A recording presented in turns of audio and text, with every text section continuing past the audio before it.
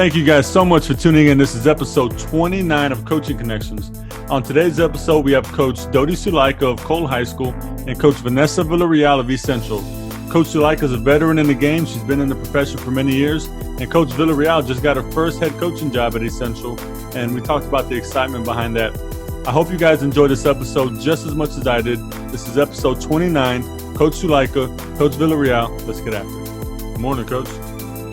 Hey, good morning. How are you? Good. Coach Sulaica, good morning. How y'all doing? Good. Who's, I can't tell. Who's Coach V? I know, I'm trying to, let's see, okay. Good morning. Good morning. How's it going? Good. How are you doing? I'm doing good. Where are you at? East Central. East Central. And then you just got it. I was going to say, I didn't know. Well, I haven't seen East Central in a while. So, for you, do you know? Does what? Ian Ward. Amel? Yes. Mm-hmm. No, did never see him. Don't know. Did he go somewhere around? He went to go back to the boys' side at Brennan. Oh. Interesting. Well, congrats. I've done physicals when Cole comes over to Blossom. Oh, yeah. Mm-hmm. Yeah. So you were at Madison. I was at Madison. Yes, ma'am. No, then nobody. Okay, that's why you look familiar. Okay. But you've been at Madison. You were at Madison for a while. For 10 years. Yeah. 10 years, wow. 10 years, yeah. I was waiting, but Coach Hastings not ready to retire yet. She's still got a few more years in her, she said. Dang. Coach Hastings was there when I started coaching, and I've been in coaching many moons. So I played for her. Oh, okay. Mm-hmm. I think that's why I remember you being there, because Yes. I remember somebody saying that you were a next player. Forgot. Well, congrats. Good job. Thank you. I was watering my lawn early, so it was incentive to get up early to get that in, at least front yard. You get your workout in, Coach V? I did not. I ended up sleeping in just a little bit more, but I'll get it after this.Nej came over and we've been working out, so she was like, I think we have to work out in the morning. I said, well, I got to get up early. She's like, okay, 7. I was like, okay. So I guess we'll start at 7. So 7. Man. We got to get back into a routine, I guess, right? I mean, school's starting soon, and we got spoiled. Yeah. Usually I do the 5:15 morning workouts. And so she's like, man, I need to get up early. This is tough. I was like, yeah. My regular routine for a regular school day is like I'll get to the school like at 5 and do my workouts and do what I got to do for myself. But I haven't been up that early since March. Oh yeah, I know. With summer strength conditioning, it was a good task just to get up by 6 so I could be there by 7:30 or 8. Yeah. So I was like, man, get used to those Netflix evenings, I'm telling you. Yeah. Heck yeah. I appreciate y'all taking some time this morning. I know it's kind of early. This might be the earliest I've ever done one of these things. So it's oh, really? a good thing. Not a bad thing. I'm a morning person, so I'm good with it. I'm glad we could bless you with the morning or sunrise. Yes, ma'am. Well, thanks for doing this. This is awesome. No problem. I appreciate you guys. Glad you're enjoying it. So first off, with COVID out there and everything going on since spring break, how's your lives changed, and what has your daily routine been? I know it's hard to try to keep some sort of routine to stay disciplined. You've been binge watching a lot of TV shows. What have you guys been doing to stay busy, stay sane? Go ahead, Coach. I had never seen The Sopranos, so my nephew was like, you got to start The Sopranos. So I was kind of big on like audio things because I'd been walking and the podcast, so I'd be listening to stuff like that. So it was really hard for me to just sit down for a time being just to actually watch a series. And so now I know why, because once I got hooked on it, it was like every waking moment that I had a spare moment, I wanted to sneak in 30 minutes of one of the shows or, a couple of episodes, and then I'd hurry back to whatever I was doing and, okay, let me watch it on my phone now while I'm watering the grass versus listening to my podcast. So I guess that's the last one, and I just started Game of Thrones. Oh, wow. That's one of my favorite. That's a great one right there. That's what I heard. I don't don't know. I'm just episode 2. Yeah. That's it. It's intense, and those early seasons are real intense. So good luck with that. Oh, thank you. Thank you. Coach V, what have you been doing to stay busy? I'm a PE teacher, so watching TV is not too many Netflix stuff. I've done a lot of walks and listening to podcasts and bike rides. Luckily, I already had a bike, and so my family all has bikes. So we just started going on bike rides down to the Missions through McAllister Park. That was a big thing for us for that first month, and then it kind of slowed down. But just walking and working out. I think I lost 25 pounds during COVID. Congrats. Yeah, thank Good you. stuff. But it was just out of boredom.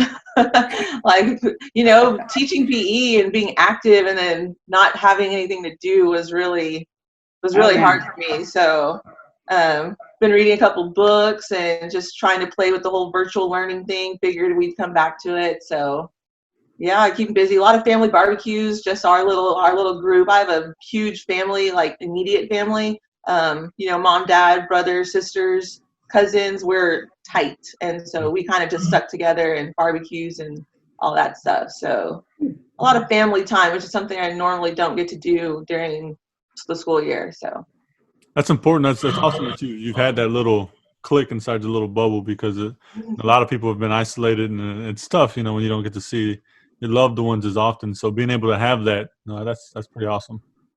We had lots of rules. Nobody else was allowed to see anybody else. It was just our little group. You would get banned if you went out anywhere else. Yeah, you had to do that. I mean, yeah. I think the last time I'd seen it was my niece's birthday in Austin and spring break. And then last time I'd seen everybody probably till early June. But otherwise it was, like you, Coach, I could probably say throughout the day, on a typical day, I'd walk 6 miles, easy. Yeah. Because PE, going back, forth, whatever. So, I kind of tried to simulate that. And my dog he's probably lost about, 10 pounds. But, it was like wake up, work out, walk, water the lawn, eat lunch. Maybe watch a little TV, but like I said, those Sopranos episodes didn't come till like maybe the last month. Other than that, I was on a routine. Yeah. We were a little different than you guys, I guess, maybe because most of the school, the city, because our kids were 1-to-1 with laptops. Mm-hmm. So schedule from March to the end of those 9 weeks. Mm. So we really had almost like a block schedule every day, Monday through Friday. So you could get up early, but your day, my first period or my first class was at, I guess, 8:30, and it went till 10:30. But you didn't have to stay in class that whole time. But it was like 2-hour increments. So you were on. So you still were kind of in a schedule. Yeah. But you could go put a load in, or you could go run to the store or so forth. We were taking attendance. We were like doing all the assignments online, and the kids were expected to be there. So it didn't take them 2 or 3 weeks to get situated. It was like, as soon as they said go remote, after that extra week, I think we got after spring break, boom, right into the next week. And we were ready full throttle, like daily. So, it kind of never stopped in my eyes for me, but I was able to, at least, like you said, get some other things in that I wasn't able to get in, exercise or to keep my sanity, I guess. Yeah.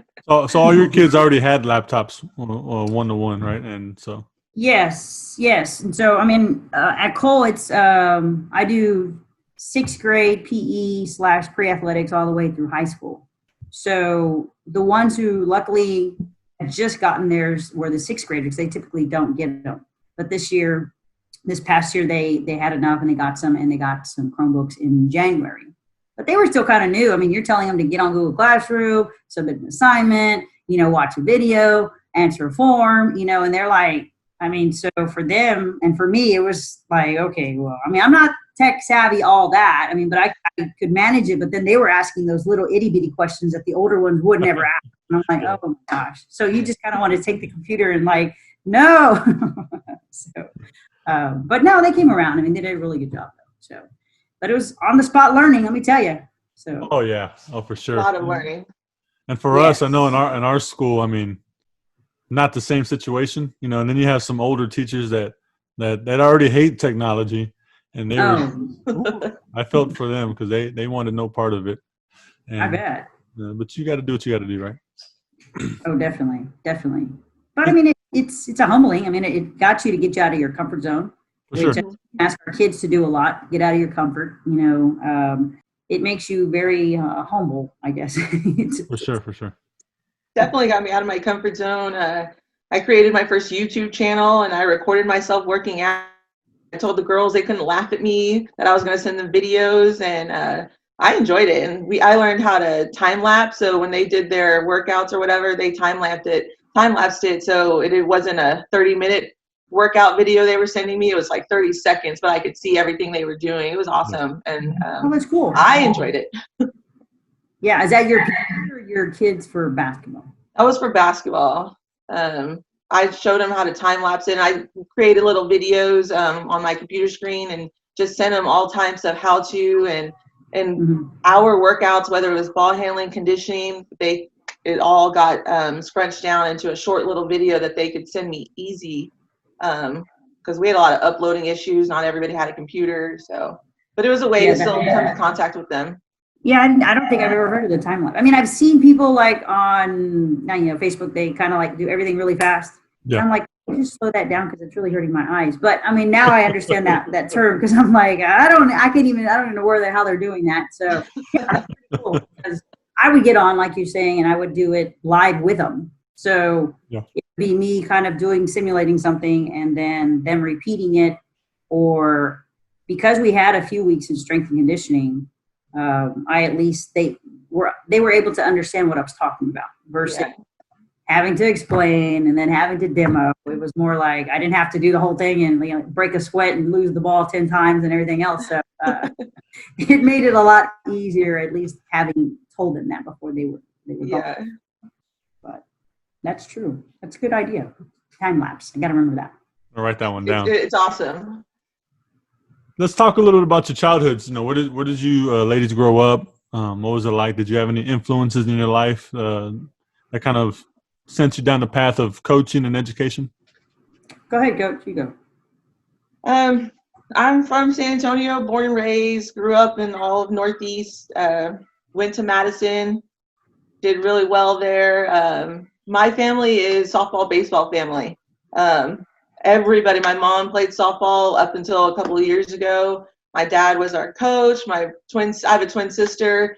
She's a big time softball person. My brother played baseball. My older sister, we were always at a softball field or baseball field growing up, Capitol Park. I mean, that's all I remember, being out at the fields, being outside. And for some reason, I'm the only one that didn't take to it. I picked up basketball in middle school. I started in the 7th grade and, man, fell in love with it. Around that time when I was in 7th grade, it was when the Kentucky Wildcats won their national championship here in San Antonio at the Alamo Dome. And I remember watching that on TV, watching Tubby Smith. For some reason, I watched Tubby Smith. I didn't actually watch the game. I watched him coach. And that had a huge impact on me. And I fell in love with basketball watching those 3 games where they were down double digits. And he just kept coaching them and kept working with them. For some reason, I just remember that. And it was a big influence on, me wanting to be a coach. I knew since I was in 7th grade, and I always tell everybody, I'm going to be a coach. And I was just watching him. That team just winning here, it was exciting. And I just started playing basketball after that. I wasn't even playing basketball when I was watching that. I had just barely started, wasn't even on an AAU team or anything yet. I think my 7th grade just had finally finished, but that was when, you're just trying everything. And so I picked up on an AAU team, and we all, actually our whole middle school kind of joined one of the dads did it, and we all played together growing up for 3 more years before we split apart. Got to high school, and I tried the volleyball thing for a year and ended up being on varsity, but I just let it go after that because I was like, no, I'm going to focus on basketball. Basketball is my passion. It was fun. Stuck with it. Ended up getting a scholarship to Texas A&M International in Laredo, which was good. Me and my teammate, Jermina Tomlinson, we both graduated from Madison together, and we both went to A&M International. we started that program over there very first year. That was exciting. Great school, beautiful campus. It gets a little bad rep every once in a while, but it's amazing if you actually go out there and check it. It's in its own little area outside of Laredo, so I really liked it. But, I mean, San Antonio, my whole life. I love it here. Homegrown. My whole family's here. When I'm talking about whole family, like everybody, cousins, aunts, uncles, everybody is here. So, yeah, that's me. It's a good support system. So was it your first, you just went back, Madison was your first stop after?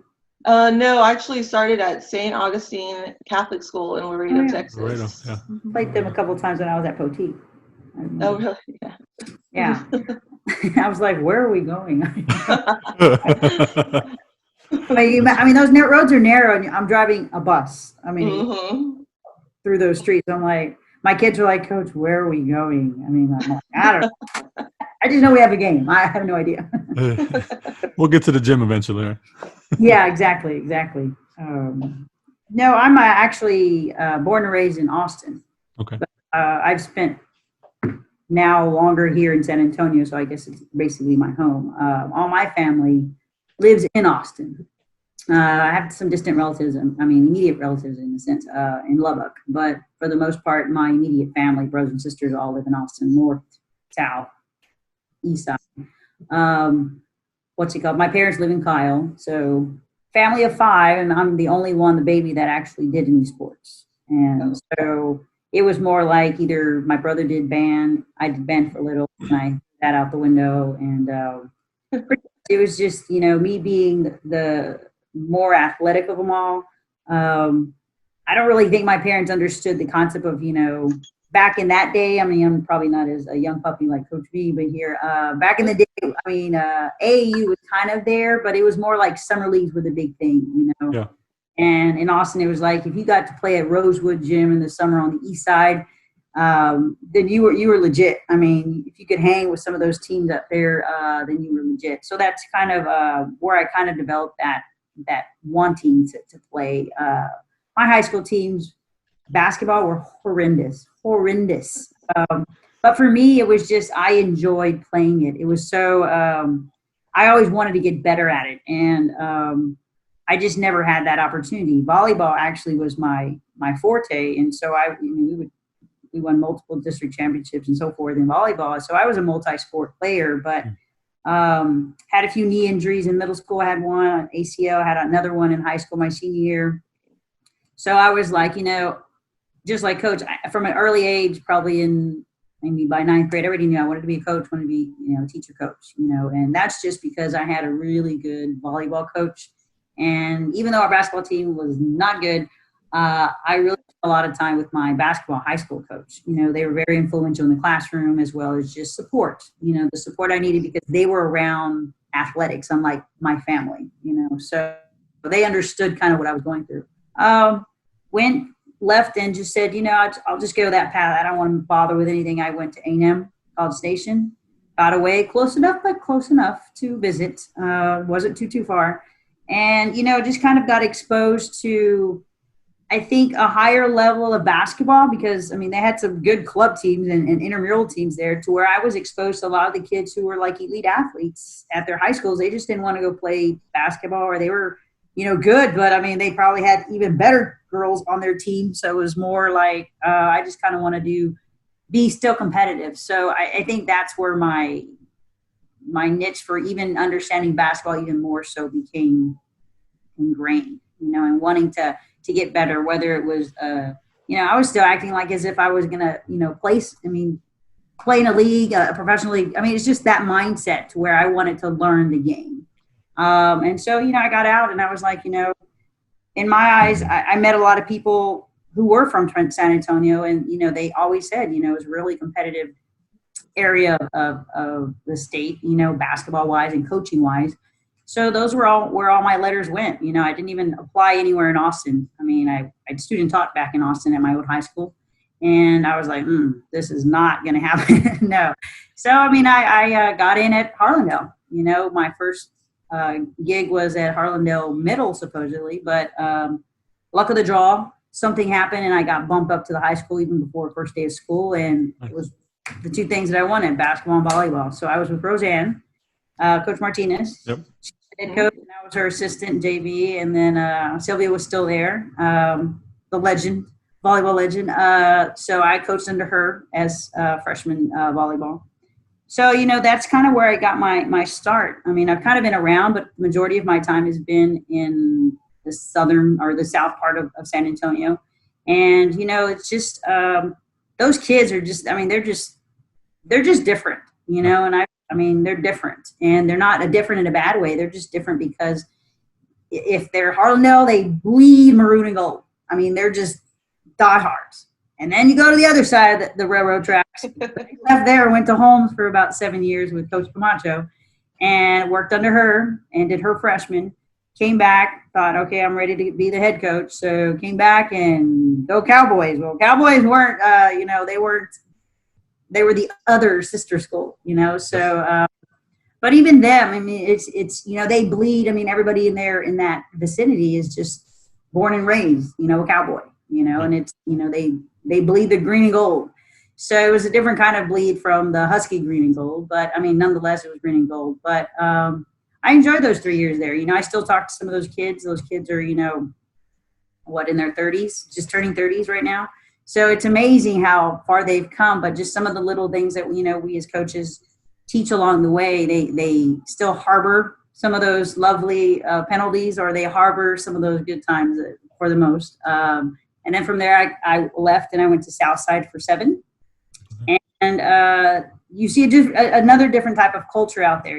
That's just, I mean, I never knew people were Southside alumni, and then all of a sudden it's like, I mean, they're coming out of the woodworks everywhere. Yeah. Oh my gosh, where are these people coming from? So, and once again, it's a little community, and they'll come out in droves to these, and it's just a really good feeling when you're in those communities and you're getting involved. I mean, I guess higher up in the years of coaching, and you're learning, and your teams are doing different things as you progress through the years. And I'd see after that I went to Poteet for a couple, and then that's when I was a good friend of mine, Coach Guerrero at Cole. She decided to step down and said, come on in and take over the girls program here at Cole High School. So back to the city, but it's almost like you're back to a little community within the community. It's like you're a little bubble inside the huge San Antonio Metroplex, but and it's a different kind of kid. You got military, retired military kids, very hardworking, and it's just a little different environment than probably what I've ever typically been in, but I think it's all a learning curve. I mean, and I think one lesson that I took from I was a football coach at Harlan when I first started, and I was really eager just to get through the ranks and, go be head coach. And he's like, don't ever look upon it as something, a bad thing when you actually have to move sometimes, because sometimes you get too comfortable. Don't ever grow, and he's like, you'll do your time here, but don't ever think about, fearing, oh man, what is it going to look like if I leave? What are they going to think? What are people going to think, that I'm leaving and I'm just leaving them and letting them down. He's like, you don't live. I mean, you want to be around for those kids, but ultimately, you have to do what's best for you, and whether it be your family or, your career, you have to go, you have to be willing to step over and, dive into whatever else you need to do. And I think, all those moves that throughout my life have always come at certain points in my life, but I think they've all definitely either humbled me or made me a better coach and or teacher as well, and a person with all those moves. I don't think at any point in time was I ever sitting there just kind of like, okay, well, I got to go to work today. Okay, well, it's never been like that. And even up to this day, it's still, I mean, I look forward to getting up and going to teach and coach and doing all the other things that I have to do at my job. So. No, you got a passion for it, and it's not work. It's not hard work when you enjoy what you do. Oh, no, definitely not. No. Coach V, let's talk about your coaching journey. You just got hired as Essential head coach. So first, let's talk about the emotions behind that, the excitement, I'm sure, and then we can talk about where you were previously leading up to it?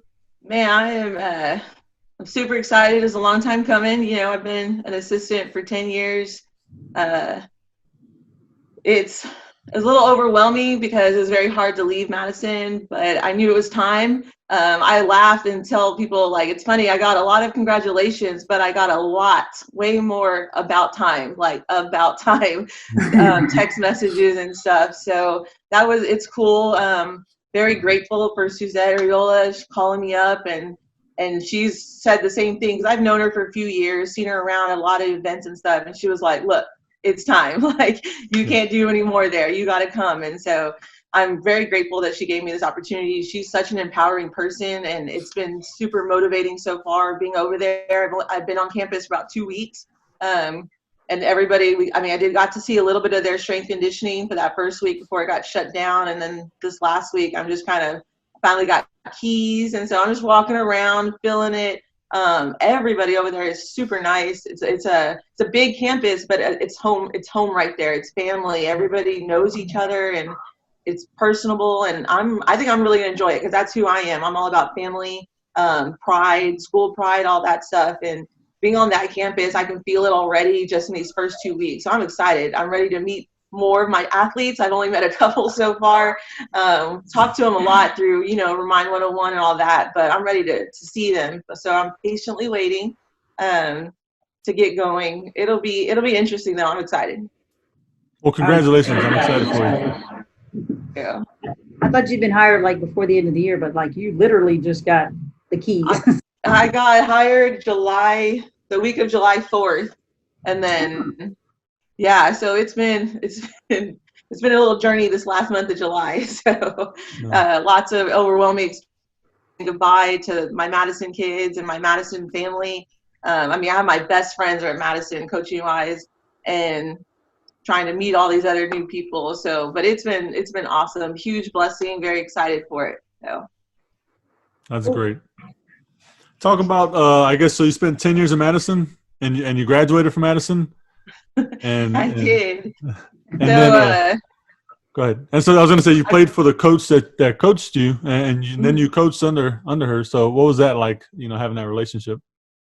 Yeah, I play Coach Tracy Hastings is the head coach there. She's going into her 26th year there. I graduated in 2003. She was my coach for all 4 years. We had a great team. We were very successful back then. I went away, went to college, got my first coaching job at St. Augustine in Laredo, Texas, and I was kind of doing the alternative certification thing while I was there. And she called me up halfway through the year and was like, hey, I'm going to need an assistant.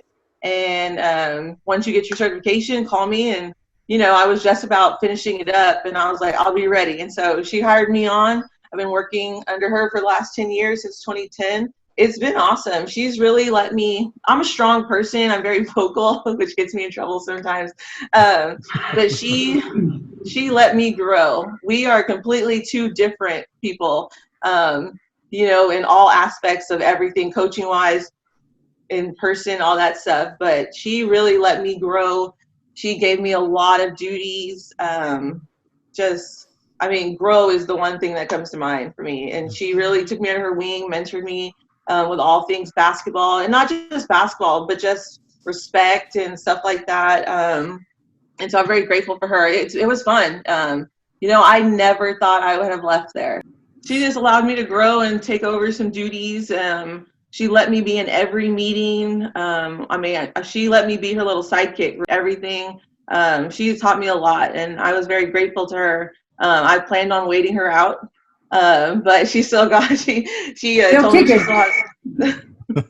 she has a few more years in her. So I knew I had to step out and do my own thing now. It was time. I love being an assistant though, because I love doing multiple sports. I've done volleyball. I ran the strength conditioning at Madison for the last 5 years. I got into track the last 3 years. I did softball for 7 years. I love doing it all. I think that's part of like being a PE teacher. Like, you just want to be active and involved in everything. So I really enjoyed being an assistant. Like, I really did. And I'm very grateful for all 10 years. Like, I never even tried to go be a head coach anywhere else until just in these last few years. because I just love it. I love being around different kids. I love learning from different athletes, what type of athletes they're doing, type of things they're doing. And so I was okay with being an assistant for a long time, but everyone kept pushing me. Nope, it's time for you to go. Like, you got to go do your own thing. So, but Coach Hastings was great. I also Coach Shannon Wolfe, head volleyball coach over there. She has been my mentor in all aspects of life. She is amazing. We went into Madison together 10 years ago. She came from Floresville, and we just built a huge connection. And so, I mean, you're talking about, and then Coach Quentin Summers, who's Baylor track and field All-American. He's at Madison now for the last 3 years. We're a little group over there, just growing, helping each other out, teaching each other other things. I've learned more about track in the last 3 years, and I'm learning how to take it over into basketball, which is cool. Lots of recovery things that you can really work with your athletes, working on speed and stuff. But I mean, my journey at Madison has been awesome. Like, I really, really love it. Obviously, being from there, I had a lot of pride in it, and so it was very hard to leave. But I am so excited to be at East Central because I feel like I just went from one family to another. So I don't think I'll miss a beat. I already feel super comfortable with them, and so I'm excited. But that's my little journey. Not much to it. No, it's wonderful. And you probably have a blue and orange shirt underneath that black shirt. I don't know. I kept a few. I gave them like 5 trash bags worth of clothes that I had to take back, but I bet. I kept quite a bit. There's still some. Coach Sulaica, talk about a few coaches that have inspired you, that you look up to, or that have mentored you along your journey. I'd say that, well, I mean, I've worked with a couple pretty prominent ones. I mean, in the volleyball aspect, of course, I started with Sylvia and Roseanne, who are, now one's retired, and of course now one's AD over there in McCullum, but, has put in quite a few years herself. And it's just when I got with Coach Camacho, I mean, that was I pretty much could have had the head job at basketball. But in my eyes, after 3 years, I was like, I don't think I'm ready. That's okay. So I was like, let me go really experience, what it is to work with a bigger district, a bigger district maybe that is a little bit more inclined basketball wise, or is basketball dominant in a sense. So I think I'm really grateful for what she allowed me to do. Like you said, Coach Hastings did for you. She allowed me to grow, gave me the keys basically to the car and said, run with the basketball, run with the freshman team, do whatever you got to do. And I did it, and along the way, of course, they're going to pull the reins back. They're going to, allow you to tweak some things. But as long as basically you're doing things that are not only, I guess, benefiting them the next year from them having to possibly skip the JV squad and go directly to the varsity team. I mean, then in my eyes, I'm doing something great, because otherwise they would have gone immediately up to varsity or JV before when they got there.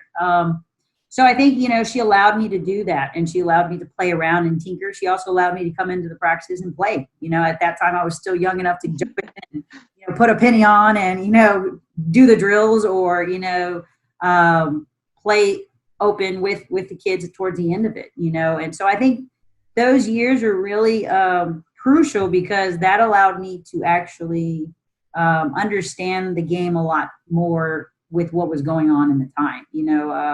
There wasn't as much, 5 out, let's, do, just free in a sense. It was a little bit more structured, and so that's kind of where I developed my own offensive mindset is kind of like, either you run some set plays, you run in transition, but it wasn't as super fast probably as it is now in my eyes, So over the years, I've had to progressively get away from that, depending on the groups that I've had and their abilities. I'd say other than that, I have a real big network of coaches, and I like to always do chalk talks, so I didn't ever work with Coach Guerrero, who is the AD now at Cole and who was the girls basketball coach. But I'd call her up on the way to work and I'd say, okay, well, how'd your game go? What happened? It was chalk talk this morning. So on my drives to, Southside or Holmes or wherever, it's like 20 minutes, 15 minutes, I'd get in a couple of things. that was really crucial for me because I at least got to vent and or learn what else is going on in possibly around the city.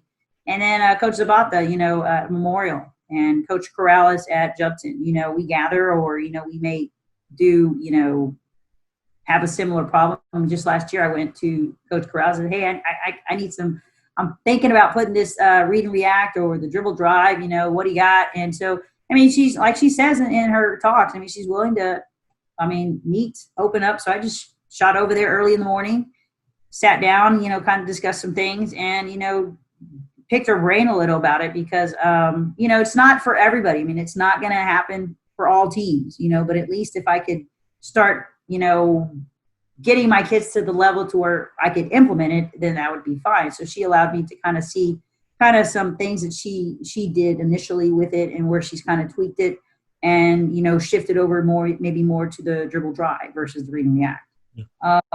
And then Coach Zapata, we've worked, and I've known her for forever at Memorial, and she was at Burbank in Harlando when I first got started. So we've progressively grown together in the coaching ranks. And so, we vent or we share or we, share, tips or whatever. So, I mean, I think those pretty much are some of the main ones that, I can go to if I have problems. And I think that's problems or just, want to shoot the X's or just kind of see what's out there, where they've been or what has, gone on lately, and I try to tell all of my assistants, and I've worked at smaller schools, so I haven't had a slew of 3 or 4 assistants that I have. But, the 1 or 2 that I get at the smaller schools, I stress to them, you have to network, you have to get out there and, don't feel shy about, sharing or, picking something. I mean, everybody's shared and everybody's taken. So, it's all for grabs, it's just a matter of what you do with it and how you utilize it for your group, and it may work for you, it may not, but, and that goes with strength conditioning stuff. That goes with any sort of off season, in season stuff. I mean, I'm an open book. I'm willing to write down just like every time I'm talking to somebody, I'm already thinking, what can I get? What little nugget can I take? And I've already taken the time lapse thing today. So it's just that for me is how I always continue to grow. And I think it's really important, and it's just. I think it's an aspect that, as a head coach, you always have to try and get that into your assistants and anybody even lower in your middle school coaches, just continue to grow. I mean, if you don't want to be a head coach, that's okay. But whatever you do it and do it well, do it to the full extent that you're able to, and don't stay stagnant because these kids are, technology wise, everything else wise, they're growing. They're just out there. So you have to find a way to reach them. And that's just, for me, that's the big. Coach, don't be surprised when I drop in soon. Oh yeah, no. And I always for me, when I tell my assistants or anybody, if you want to give me an idea, if you say, well, how about this? My next question is, well, how do you want me to change that? So I'm always asking, I don't mind changing it, but give me an idea. Don't just say, oh, I think maybe let's get some more rebounding. Okay. Well, give me the idea. What is it that you think? So I'm always trying to pull more out of them, or even trying to get them to understand. It's just not about a thought process. Okay, but you still have to kind of back it up with a little bit more. And as a head coach, you're going to have to do it, if that's where you want to get to, because you're going to have to explain it to those assistants who may not understand it. And, it's kind of, if I can help them get to that point, then if they ever want to become a head coach or, just become a better assistant or a coach in itself, then, that's what I try to do. So that's good stuff. That's how we grow, and everybody that we come into contact with has something to offer that we can learn from. And it's also important to have those people you can lean on, your mentors or your friends, and, because what we do can be stressful at times, and, you got to have someone, to go to. So I think that's really important that you touch on that. Good stuff. So I do a lot of stealing also, and this is funny because, Marcus, I didn't know you were the coach at McCollum. I just followed McCollum on Twitter and stuff. Yeah. And so you do your alumni game. Yep. Right? Your alumni game's huge. Well, I stole that. In Madison, we actually did our first one last year. Nice. And I got that from McCollum, and I didn't even know that was you. Well, I But appreciate I did steal it from you. Yeah. Hey, whoever wants to take it can take it. It's a good thing. How do y'all run that, Marcus? Because I know the girls do it, and a lot of my ex-athletes over there. But is it per year? Is it a certain year that has to get together with each other, or you mix? They mix. Well, for the boys, it's a little different than the girls because of the number of participants, and so we would like more participation from the girls' side, and it's getting better. So for the girls, the rules are a little different, so they're allowed to make more teams. For the guys, for the guys, you graduate. I graduated in 2002, so you can go a couple years up, a couple years down to make your team. So if you graduated 2005, a couple years up, a couple years down, but you got to stay in that little bubble. For the girls, we kind of just let them grab whoever they want to play with, so that way they have more freedom to make teams, because there's only a handful of girls teams that join, and so once I think now that this is our 9th year, we didn't get to have it this year, but once we're able to get these graduating classes more involved, so the girls' numbers will grow in, so then we can start putting the limitations on who they're playing with and whatnot. So, but so you play it by year, and it's a tournament format, and we just raise a bunch of money. I think last year we gave like $10,000 to graduating seniors in scholarship money. Oh, wow. Yeah. Is it, do y'all combine it with Harlandale? Is it a Harlandale-McCullum alumni game? They have their own. We have our own. So then we get really competitive, and it's like, okay, after our tournament, you take your top 4 teams. McCullum will take their top 4 teams, and we'll have another tournament. And then whatever money we make, we just split down the middle. Okay, you take that half. Oh, okay. And then we'll add it to our whole sum. But that's that Harlandale-McCullum rivalry, even though we're in our 30s, 20s, 40s, it's still there. So, Oh, yeah. So now you're talking about a bunch of grown men beating each other up in a basketball game. It's fun. But the whole community gets involved, right? And so I'm glad you're able to do something like that at Madison, Coach. It was fun. We had so many people turn out. We kind of did it like that. We waited to see how many were going to sign up per graduating class. And then once they were set, we kind of mixed them. We did every other year, joined on one team, and then the rest of them joined on the other. But again, just depending on how many signed up for that class. But we made sure they got to play with their graduating class, and I got to play. So that was fun. And our current players got to come watch me play. And all of that, like, it just became a huge event, and lots of family in the stands. So it was a lot of fun. It's fun. And like, before I became the head coach of McCullum, we had already started it. So we were already doing it. So then when I got to McCullum 6 years ago, I make all my kids work it. Like, y'all are gonna work this. You're gonna help run the score tables and volunteer. Yeah. But when do y'all have it? When? It's in July every summer. Oh, okay. Yeah. When did y'all have yours, Coach V? We had ours at the beginning of June, I believe.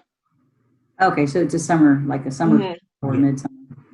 We did a little survey. Cool. We did a survey and asked them, do you want to do it at the beginning of basketball season or the summer? And a lot of people said summer because of jobs and stuff. So it was good. Yeah, people have more freedom to come into town if they don't live here and things of that nature. Yeah, I think that would be I think, like, my assistant is always wanting, well, let's do an alumni. I'm like, I mean, a lot of those kids that went to Cole, I mean, they don't even live in the state. I mean, they're like, out of state. I mean, this would have to definitely be, they'd probably have to get their weekend vacation time set early on. So, but yeah, I think that's still something that could possibly happen. I just think, I mean, I think something like that for y'all, for your situation, I mean, you'd have to set it really early, and in regards to give people enough time to set their flights and make the way back to Texas. It's tough. Y'all are in a way different situation. I know. In our community, most of our people they're still close by, for the most part. And so And so I get those my ex players like Amanda Guerra and the sisters. There was like 3 of them. Jasmine. Oh yeah. Johnson. And it's like she's something else back in then. But I mean, they send a picture of me. I'm like, oh my God, you guys, what are you gonna do? Y'all are like weekend warriors. Y'all gonna hurt yourselves. It's grown. So like at first it was just a little small tournament, but now people I mean, they go It's all out. huge. They get the whole uniform set, and then they'll have 2 different colors that they wear, and they're it's a big thing. It's fun. But I'm glad it's turned into that because it helps raise more money now that it's this thing, and then we'll have a And 3-point. y'all raise money for the seniors, or is it, what is it? Is it a? Yeah, so we have like our own scholarship thing. The seniors have an application. They got to fill it out, write an essay, and then Okay. then they pick winners, and we have a little committee that picks the winners for the scholarship. And senior awards night that we have in McCollum, Yeah. presented with all the other scholarships, and so Okay. pretty neat little thing. Yeah. Coach V, was it a fundraiser for y'all for basketball, or was it just No, we kind of it was our first time, so we were still trying to test it out. We didn't charge that much, and then we gave T-shirts and stuff since it was the first one. Yeah. I don't know if we made any money. If we did, it was just like $100. But we did a little photo booth for them, and it's like it was cute. it was more just to see how it'd go, and I was excited. More girls turned up than we thought, so it was cool, and they were very disappointed that we couldn't have it this year. So. But I'm sure she'll bring it back. I'm gonna make Coach AC do it again. It's fun, but it's fun for the kids that are there now to see that pride and the sense of community, and so that's why I make them go. I don't make them go because I need workers. We have volunteers, but I make them go just to be around other people that were once in their shoes. They all, most of these people played basketball, for McCollum on the boys and the girls side, and so. Yeah. Well, it was funny. At first, we didn't have a girls' side because we didn't have enough participants. So Tiff and Viv, they just played on the boys' side. They got picked up on the squad, and those girls can hoop. So, they were probably getting some boys winded a little. Oh, they were getting buckets. And so. Yeah. It wasn't really fair when they went over to the girls' side of the tournament. They're just dominating. They were sandbagging. Yeah. I saw Becky Hammond. She served as a head coach last night for the Spurs. I thought that was pretty awesome. Oh, did she? Yeah, oh, wow. Pretty powerful to see. I thought. No, I don't know if y'all saw that or not. I did. No, is that the beginning of the? Yeah, was she in the bubble? I mean, like because Pop's not to go. Yeah, well, Pop was there, but she was the head coach. Pop just sat in the back, and he just sat there, and she ran the show. She was. Oh, wow. For the day. Timmy wasn't there?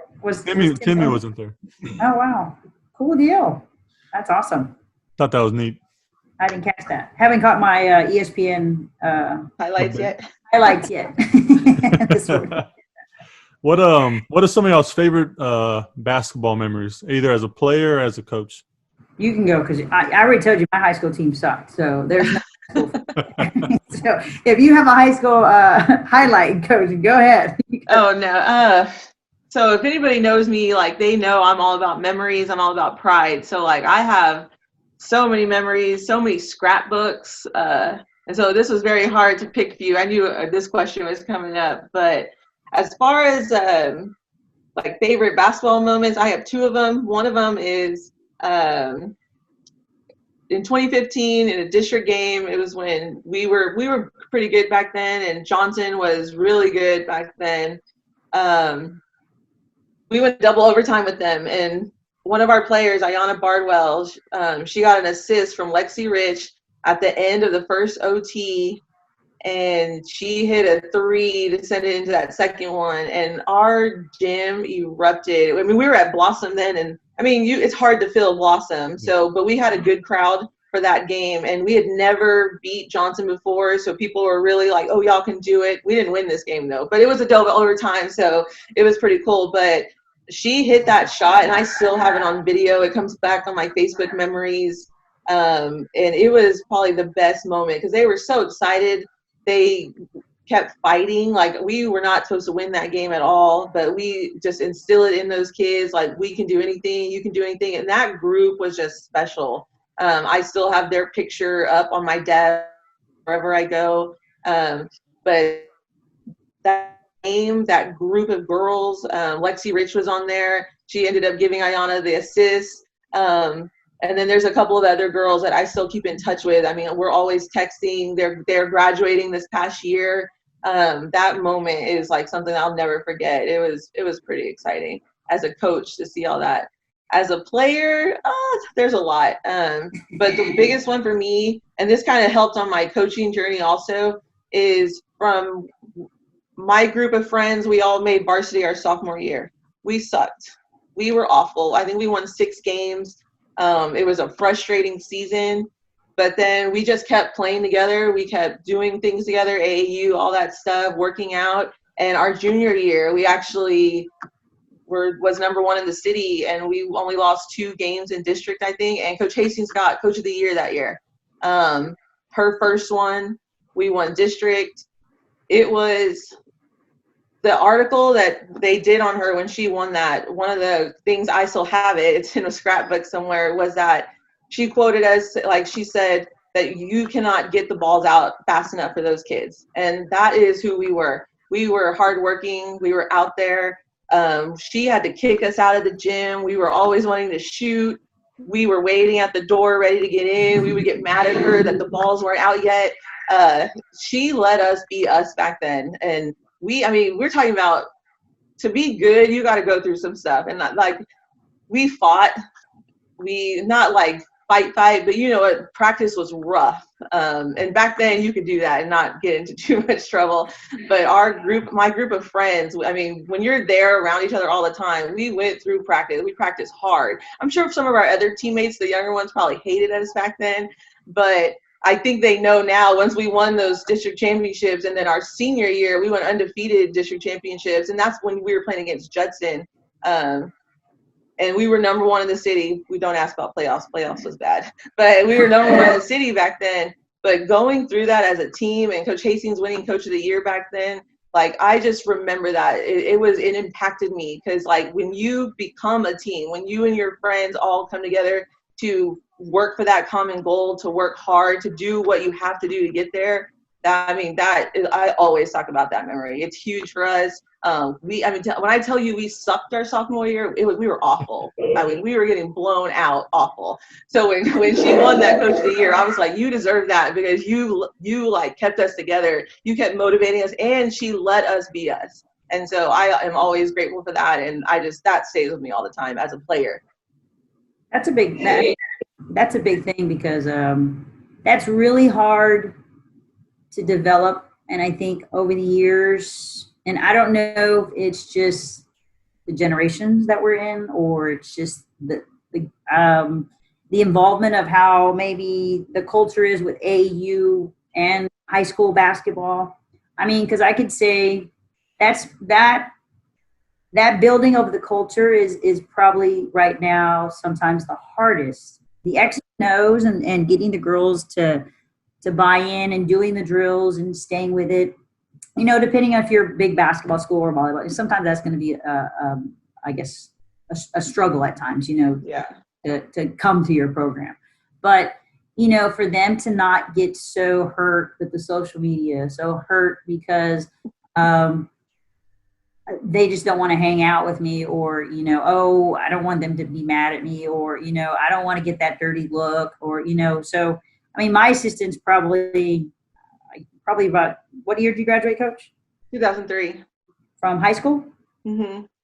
So I think she graduated 2006 from high school. Okay, maybe. So, but she was in those groups, like you're saying, they could pound on each other. They could, stuff to each other, but still be friends at the end, Yeah. Now. No, it's so hard. Then it's you have to have a coming to Jesus talk, mm-hmm. Wrong, what happened, and it's girl drama. And it could go on, or they don't say anything. So you really don't know, because they're so good at just doing it all via text. Mm-hmm. You don't know that that's happening until somebody's crying and, probably in the office, or then you get an attitude on the floor and you're like, well, what's going on? Oh, why are we all so feisty today? What's going on? It doesn't happen all the time. But, it's just, it depends on the groups, and I think that's my biggest thing right now, is to build that relationship with the kids that I have, and from time to time I lose kids. Unlike most of you guys, and that's something I knew going in. You're going to lose some kids. You may have them a couple years, 3 years. They may be gone their senior year, or you may get one coming in their senior year. But, how do those kids come in, mesh with the ones who've been there 2 or 3 years, and they're put in positions where they're on the court, because I mean those are your numbers. I mean you need bodies and they're able to, so it's almost like they're able to, but yet they don't have that connection, and that's always an ongoing process. And I think for me it's that's kind of what I look at teams, how well are they meshing? What is it that those coaches are able to do that I can pull or I can, try and get, whether it be just shooting a Twitter out to them, or telling them, share something on Snapchat with each other, whatever, because those little things are important to them. They weren't to me in my generation, and they weren't to me when I first had those kids early on in my coaching career. So I think that's why I guess some of my fondest memories right now, or the ones that stick in my head, are those kids who I knew it wasn't about being on the phone all the time. It was those kids who wanted to be in the gym, those kids you could see from their freshman year to their senior year as a group and as a connected group, they just grew so much. And I didn't have to win. It didn't have to end for me in a district championship. It could have been like, one of my fondest memories is a Southside Harlandale all-out, get-out battle. We were at Harlandale, and, I mean, it was packed. I think this was a deciding game for maybe to clinch a spot. I don't even know. I mean, in my eyes, it was just a big game. And they were like, I think it was maybe probably the last 6 seconds left on the clock. We called a timeout. We said we're going to run this inbounds play. We needed a bucket. We needed a bucket to at least go up by one. And the most unlikely person probably that was supposed to shoot ended up shooting it, because it pulled the defense one way, and she snuck in on the backside, just easy pass in the goal. And it was like, I mean, you would have thought we won district. You would have thought we won the state championship. I mean, because in Harlandale, it's a great atmosphere. I mean, the stand, I mean, everyone was just screaming and hollering. And I mean, that is what it's all about. Just, executing something really small, making a simple little layup, nothing fancy, and to get a win, and so for me, that sticks in my head as one of those big moments for that it was a senior group that I had at Southside. And it was just,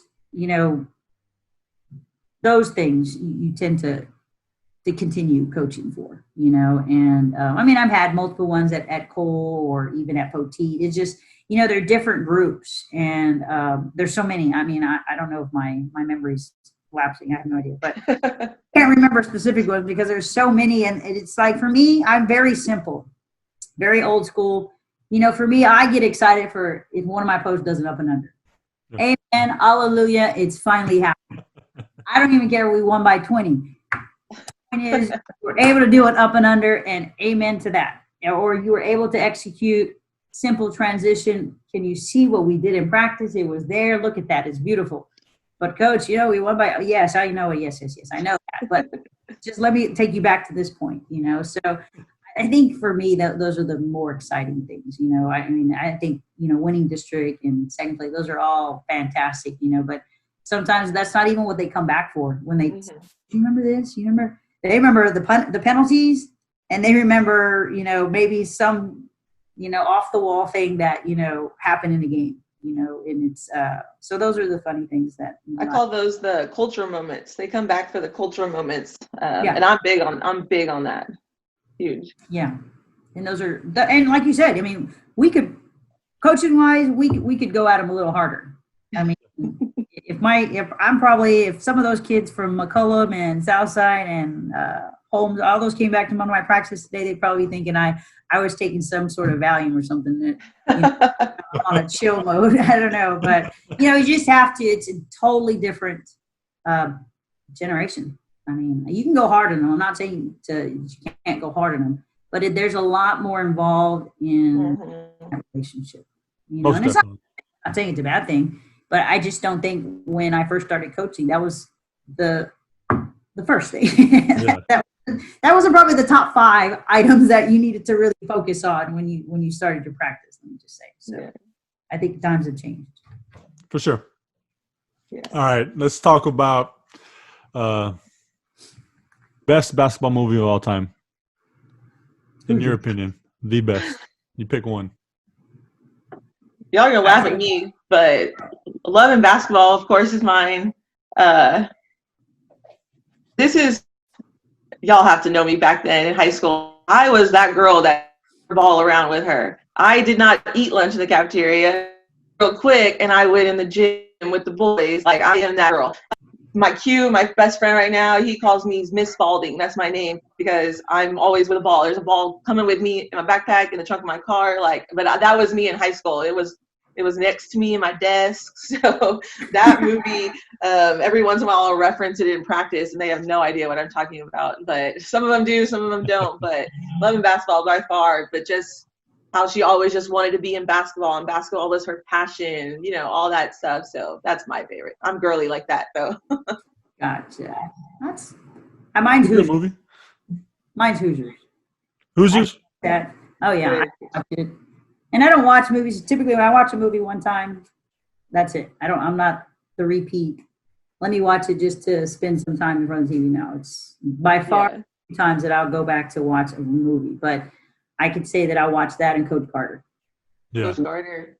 Yeah. So never gets old. Never get old. Oh yeah. And those are things that some of the kids even now have never heard of. They're like, what? What are you talking about? I'm thinking, oh my gosh, where have you guys been? I mean, you call yourself basketball gurus and y'all don't even know all the legend. They have to have at least seen Hoosiers, but I can guarantee most of our athletes have never seen Hoosiers, let alone. Probably not. Yeah, we're lucky to have heard of it. We make them. So when we go on road trips, like we go down to Laredo, or we have to drive somewhere, we're on the big buses. They always ask, what movie are you bringing? Oh, y'all wait and see. So and we did Coach Carter. I make them watch those movies. Yeah, and then they're hooked. Then they're like, oh, it's not that cheesy. I thought it was going to be a cheesy one. I'm like, no, there's a lot of points in there. Did you get them? Remember the Titans? Always put Remember the Titans in there. Like, even though it's not a basketball one, I make them watch that one. Yeah, that's one. Yeah, Rudy was another one. Rudy they had to watch. They hate when I bring Rudy. Like when before they see it. Oh, We Are Marshall's good. Yeah, I always bring Rudy on the first road trip, and most of them have never seen it, and they're like, "Oh, what are we watching?" But by the end, of course, everybody's rooting for him. Yeah. Before we call this one a day, talk about some impactful moments in your career where you realize, what we do is more. It goes beyond the coaching the game of basketball. Go ahead, Coach. I think what we're in right now, because there have been a few times when, like when we were in because like I said, we had the block scheduling for our athletics. And so we would all meet one day and then we'd meet with our groups, off-season groups the next. And so I think it was real important that I allow them to stop and linger and allow them to share whatever they're sharing and going through,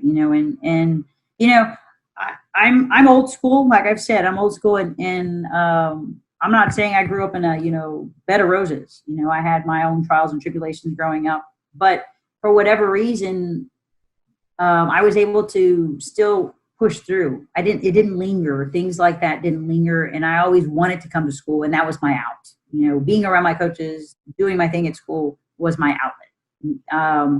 But this generation is different, and they want you to sit and at least allow them to get it off their chest sometimes. And I think a big thing for me is I allowed them to do that, or gave them a little forum to do it and not feel like, it was a bad thing, or it's okay to feel like you don't want to do any basketball. It's okay that you don't want to feel like, getting up sometimes. But in addition to that, it allowed me to listen, but yet give them that feedback and saying, this isn't how it's going to be the rest of your life, but it is what it is now. And so we've got to be able to push through it. You've got to be able to do some things to better yourself and grow with it and learn from it. You can't allow this to just define you in a sense. This is not I mean, if you get to have a basketball senior year, you get to have one. But if you don't, you don't. But what are you going to do with the time that you do have? You know, and for a lot of them, I think sometimes they just needed that clarification that you were okay, that they weren't okay. You know, they wanted to know that, Coach, you know, I'm not able to get up, or I'm just not, you know, I'm not feeling it. And I'm like, okay, well, I mean, maybe today you're not. Let's try tomorrow, or you know, let's give it to the end of the week, or what are you doing? You know, kind of having those one-on-ones, even though you're not able to get them in the office. Yeah. I think for me it opened up to the fact that, you know, they're not me. I mean, like I've been able to, I mean, I'm not saying that I'm sitting here down and out. I've found things to do because that's in my nature. You know, I think it's really hard for some of these kids to do that because that's not who they are. They're more on chat, or they're more maybe interactive at times, but they have to have things. They have to have, you know, an out of other ways and other means. And some of them aren't getting by, you know, they're not able to get by well. So I think for me, during this time, it's allowed me to actually interact with them, you know, in kind of in a different way, and still be able to be there for them and have them understand that, you know, whether it's a screen, I mean, I'm still physically here, you know, or a phone call away, or, you know, a Google Meet away, you know, that's the new norm. You know, you may not be able to pop into my office today, but, you know, and have a little sit down, but I'm always still here, just in a different manner, you know. So I think that's been a real kind of eye opener, you know. So it's interesting you say that too, about them lingering after y'all have y'all's like meetings and stuff. So I noticed the same thing. You know, we'll have a Zoom with the team, and once we're done talking about what we're talking about, they don't want to hang up. They just want to stay on and just talk with each other and laugh and make fun and just kind of you know, just be kids, and you know, they're not getting that because most of them are stuck at home. So it's interesting you say that. Yeah. Coach V? So mine are all over the place, but I've had a lot. I mean, I'm a big discipline person, and so a lot of my coaching comes along with discipline. I always have to tell the kids, discipline doesn't mean I'm going to teach you how to be on time, respect people's time. I'm going to teach you to do what's right, all that stuff. So I'm pretty hard on the kids. You know, Coach Hastings and I, we got to do good cop, bad cop, and so I'm usually always the bad cop. I've been in ISS for the last 4 years, so that kind of is right up my alley with just the way I talk, the way I do things. So, you know, every once in a while you get some kids that they don't appreciate it at the moment. They don't always like it. They don't like all the extra conditioning, or they don't like the ear talks and, you know, in the corner and stuff like that. And so I have a few moments that come back. One of them is one of our girls who graduated a long time ago. She just graduated as a Texas game warden. But she called me up. Yeah, she called me up last year, a little bit before, and she was like, Coach, I need to work out. I have to pass this physical test. Like, I need you. And, you know, she's 20-something years old, and she was like, please let me come work out with you. And so we worked out for a while together, and she was just like, I need you to motivate me. I need you right there yelling at me because I know you will. And so that was important for me, because I'm always pushing them. Like, if you want something, you got to go do it for yourself. You can't expect somebody else to go do it for you. You can't expect to be given to you. You got to go work for it. And so, but her telling me, like, I need you to start yelling at me again. Like, I miss it. Like, I need it. Like, that was huge. And then, man, a lot of mine are fresh. So I get a little emotional still, because, you know, leaving Madison after 10 years and just being there, like, the kids threw me a teacher appreciation parade. I've never gotten any type of teacher appreciation gift. Like, you know, you're in high school, I teach PE, I teach ISS. Those kids ain't giving you anything. So the basketball girls actually threw me and Coach Wolfe one complete surprise. And in there, I got a couple of cards that were Happy Mother's Day cards. And I'm not a mother. So, like, for me, one of them, her mom wrote it too, like, thank you for being her mother at school. Like, you have impacted her life. And this, I mean, at this time, they just think, like, Coach, I'm going to see you when we come back, or, you know, all that stuff. And then it never happened. So that was important for me. I appreciated that so much. Like, I cried for like an hour after they had left, because you just, and reading their cards, the things that they write are just so powerful to you, like coming from kids, because kids don't express their feelings as much. So when they actually like let it out, you're like, wow, like, you know, it's appreciated. So that was a big deal. But then my last one, and this one's fresh, so it gets me. I'm gonna try to get it out. But one of our sophomores, who was on my JV team this year, man, she had a rough freshman year last year. She did not make it through. And, you know, one of our deals, she was on JV as a freshman, but she just did not make it through. Had to let her go. She came back at the end of the school year and was like, Coach, if I get it together, can y'all let me back try out? And we were like, yes, like, you know, pass your classes, make sure you're going to class, no fights, like all that stuff. And so she made it through her sophomore year, and we got her back on that team. Well, when the day she missed the Zoom, the day that I announced it that I was leaving, and she texted me later, or I texted her. I was like, hey, you missed the Zoom. And she didn't respond for a few minutes later, and she said, is it true you're leaving? And I was like, yes. And so she was like, I'm done. I can't do it no more. Like, what am I going to do without you? Sorry, I get emotional with it. But finally we talked through it and stuff. And her last message to me, she said, please promise me that you'll check up on me. And my promise to you is I will do big things. And when they see me, they'll see you at Madison. And man, she got me. So it was a big deal for me. I appreciate her so much. That's what it's all about. Absolutely. It's powerful. And it kind of gives, you know, perspective into what we do. And it's much more than just coaching basketball and teaching them a play and, you know, how do you win a game? It's much more about the game of life and that stuff. So that means you made a powerful impact in those kids' lives, Coach. Good stuff.